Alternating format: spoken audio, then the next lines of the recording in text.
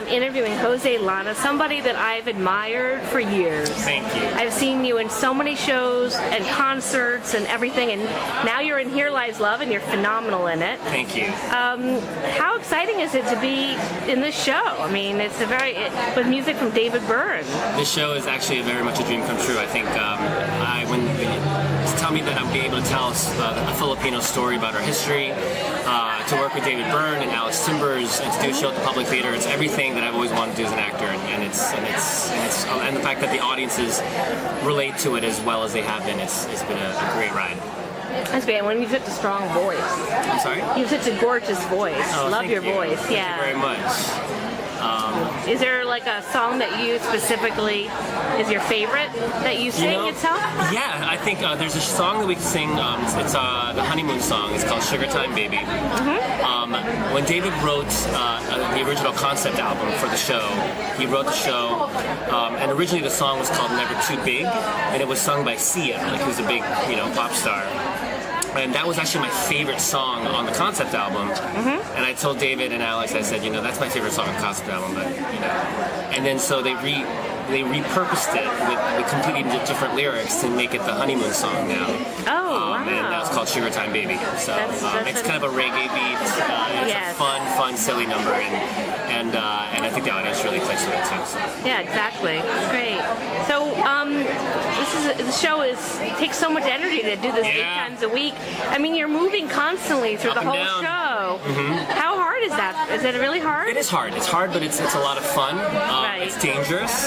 I think the show is a testament to the workshop process, because we spent 2 workshops and then we did an out-of-town tryout at Mass Mocha at the Williamstown Theater Festival.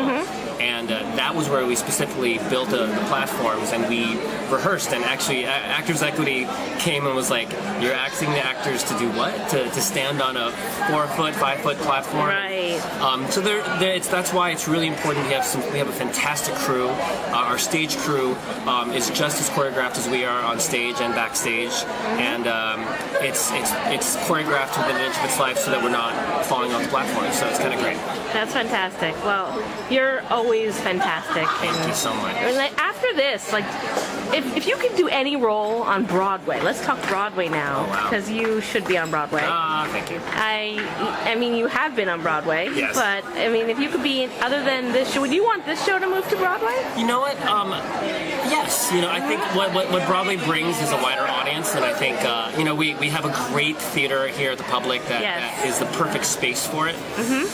But I just think if we opened it up a little bit bigger, I think our producers and David actually even wanted to make it a little bigger, but we were just Circle in the Square. I think it could work there. I think so, but no, it's like the hard sitting? thing's like the seats have to be taken out, and it's just really expensive to do that because the seats are literally, I think, embedded in the cement of Circle in the Square. When you were in Spelling Bee in that theater, I was. they had that area where there weren't people could sit on the floor. Do you remember that? I actually sat on the floor. Is that where you said? Well, I went 7 times. Yeah, because you were That's a show you can see a couple times. You could, and you were so good in that show. You were hilarious in it. It's a little different part. I joke around. I say that Chip Tolentino was so damaged from losing the Spelling Bee that he grew up to become Marcos and a dictator. So I connect the two worlds. Oh, that's really cute. Becomes a tyrant dictator. So yeah. Well, I mean, they could.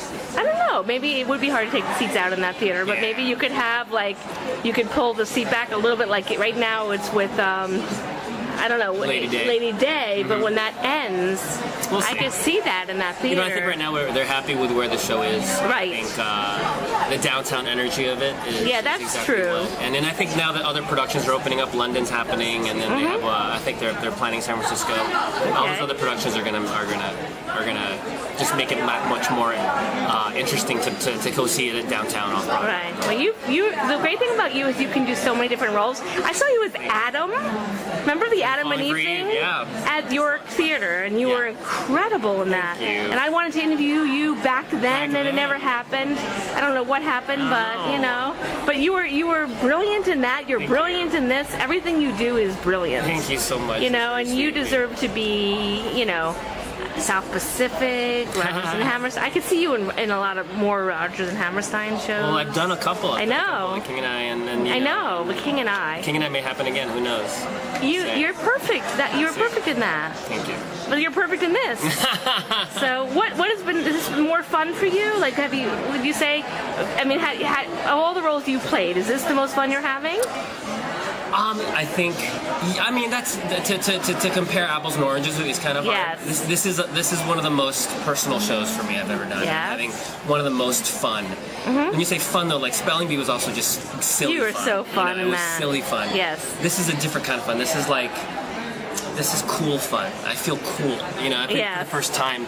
My best friend, who has been my best friend since high school before my first Broadway show, he said, you're working with David Byrne. You're kind of cool now. Yeah. And this is the first time I've ever felt, because Broadway is cool to us Broadway people, and to our theater, to all the theater geeks in the world, Broadway is cool. But to the mass audience of the world, right? David Byrne's cooler. David Byrne's kind of cool, and I think to be able to say that I know him and that I consider him a friend now, and that how cool is that? And we spent the last 4 years creating the show and creating this part.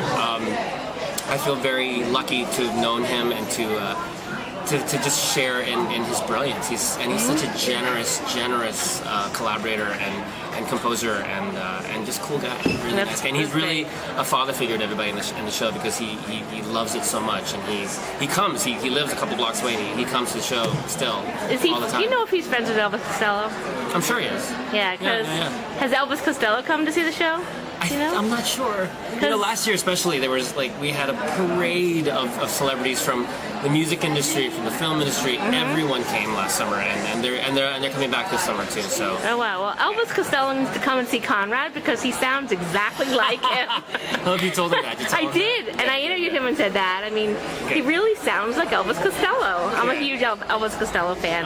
In addition to David Byrne, so. Great. She sang that song Veronica, right? Yeah, and Allison. Gotcha. Yeah. Because Veronica's my niece's name. So. Oh, really? Oh, that's so nice. Well, it was a pleasure finally getting to do this. It was actually a dream come true for me to actually talk to you. Man, thank you. Thank you, Jose. So much.